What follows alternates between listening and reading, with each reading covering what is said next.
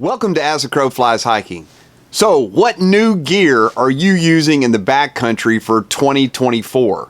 For those of you who are watching that have been backpacking for many years, 10, 15, 20 years, a lot of your big ticket items may stay the same from year to year. And that's the same for me. A lot of my big three are the same. My backpack is the HMG Junction backpack 3400. Absolutely love that pack, and it's not going to change anytime soon. My go-to tent is the Z-Packs Plex Solo. Been rocking that tent for a couple of years now and absolutely love it. And then lastly, my sleeping system is usually, depending on the weather, an Enlighten Equipment Revelation 20 degree or an Enlighten Equipment Enigma 0 degree, or in the summer sometimes I just use a Get Out Gear, a puffy blanket, and that works just fine. But every once in a while, I get a new addition to my backpacking kit that I use either to replace something that has gotten older or something new that's come out that I really wanted to try out. So this year, I found some new gear that I wanted to try out. So here's 5 pieces that I wanted to talk to you about. First, I have been wanting for years to try out the Enlighten Equipment Torrid jacket. It's synthetic. It's ultralight at 8 ounces, somewhere around there. And this is the large. It fits me just perfect. Really, the upside of this is I have a couple of down jackets, but when they get wet, the down doesn't perform the way I want it to because down doesn't work good when it's wet. But for a synthetic jacket, I can wear it, don't have to worry as much about getting wet. The only downside, and I'll tell you about the downsides to each one of these items, is that it doesn't pack down like my other down jackets do. I can really cinch those down and then they'll puff up later. This doesn't quite pack down like those do, but it's really not a deal breaker for me. I love how warm it is. Tried it on a bunch of trips so far and absolutely love it. The next addition to my pack, which will kind of stay along the lines of clothing, goes down to my feet. So I am trying the Brooks Cascadia 16. Why am I switching from the Ultras, the trail runners, to the Cascadia 16? Well, it really comes down to economics. This particular shoe was on sale around Christmas for $69, and so I thought, I've got to try this out. Seen a lot of people use them. They've used all the versions up so far, and now they've come out with the Cascadia 17, so they sold this for 69 bucks. And I wanted to try them, even though it is a different type of shoe for me. I'm used to the Ultras, which are 0 drop, so there's no height difference from the heel to the toe in the Ultras. In the Cascadias or the Brooks, it has a 8mm drop from heel to toe, which may be a little different for me. That's what I used to use all the time before I used Ultras, so I don't know that it'll be much of a transition. I've used them just to walk around, and they seem to be fine, but that may change on a longer distance hike. What I really like about them is they do have a rock plate. That takes away some of the roughness that you feel from the rocks and sticks and roots that you hike on because of that rock plate. They are a little bit stiffer than the Ultras. Pretty much Ultras you can wear right out of the box, but these are going to be a little bit of wearing in period.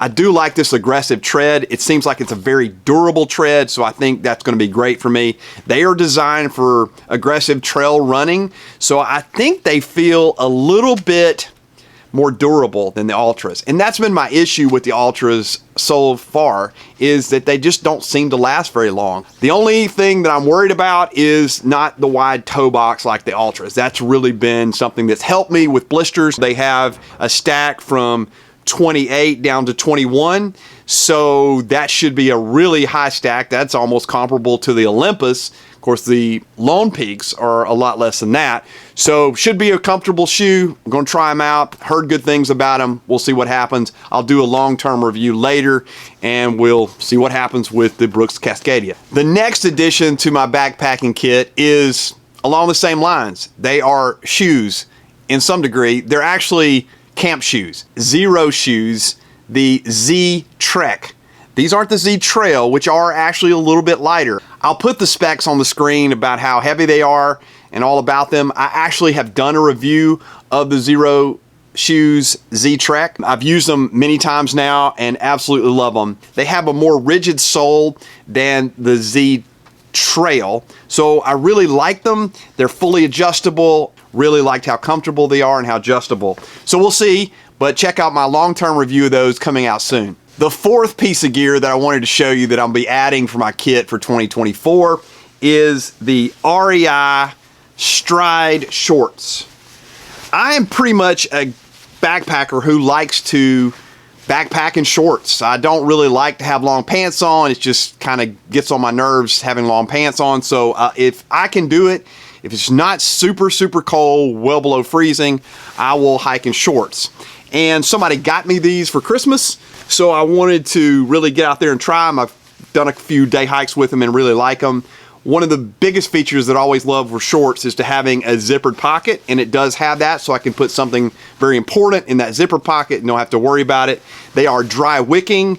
They do have a liner in them, so I may be cutting those out. They are a 7-inch inseam. I don't really care for the shorter inseams. I know a lot of people do those, but I'm getting older and I really have no desire for people to see my legs. So I went with the 7-inch. I love the waistband in them. It's stretchable and it also has a stretch cord. I'm looking forward to using those. I'm always looking for some good shorts that are durable and they're comfortable, and these should be a great addition to my pack for 2024.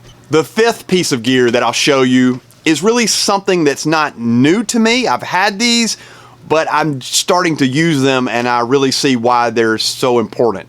And that is the Get Out Gear trekking poles. Different times I've used trekking poles, but other times I don't use trekking poles. The downside of using trekking poles for me is because I have to film for these YouTube videos. So it's kind of an inconvenience to put a trekking pole away, grab the camera. So I like to have the camera out to film anything that I want to immediately, and trekking poles kind of get in the way. But I know years ago, before I did a lot of filming, I would use trekking poles because they're just really good, helpful for your knees, going up hills, elevation, they're just really good to use. I recently did a trip to the Wind River Range, and I had another set of trekking poles, or at least I only had one, and that was for my trekking pole tent. And I was doing a lot of elevation. It was really rough on me, so I started using that one trekking pole and then camera in my other hand. But that trekking pole snapped. Now, it wasn't Get Out Gear, it was a different brand. So because it snapped, I didn't have a trekking pole and had to kind of makeshift on the fly. But then I remembered I have these trekking poles from Get Out Gear from their Trek Chair. And these trekking poles are basically double the durability in the shaft. They're fully adjustable, they're super lightweight, they're carbon fiber, and I started using them. I've got to have one trekking pole for my trekking pole tent, so I usually always carry one, but I thought, well, I'm gonna carry the set, and then when I'm not filming, I'll use these going up really high elevations and just get a little bit of momentum with them, and they've been great. So I will be using now the Get Out Gear trekking poles as I go forward. And with that being my fifth piece of gear, that is basically what I will be adding to my 2024 kit. There may be a couple of other items that I'm considering buying, but again, when you're on a budget, as we all are, you got to be thinking of the upside and downside, and whether am I just wanting something new or do I really need something new? Probably like you, I love gear, and so I'm always thinking about what's next, what's better, what can I replace that can be lighter or a better piece of gear. And I would like to know from you, what pieces of gear are you adding for your backpacking trips for 2024? Maybe one of these pieces of gear, or maybe something different than what I added along the same lines. Comment below. What's something new you'll be adding for 2024? Let's have a discussion in the comments. All right, well, thank you guys for watching this episode of As the Crow Flies Hiking. I hope you got something out of it and saw some new pieces of gear that maybe you would be interested in. I'll try to find links for those below if you want to check out any of those items. I hope you enjoy your backpacking trips in 2024. I have a lot of trips planned, so I'm excited to get going. Anyway, we'll see you on the next adventure of As the Crow Flies Hiking.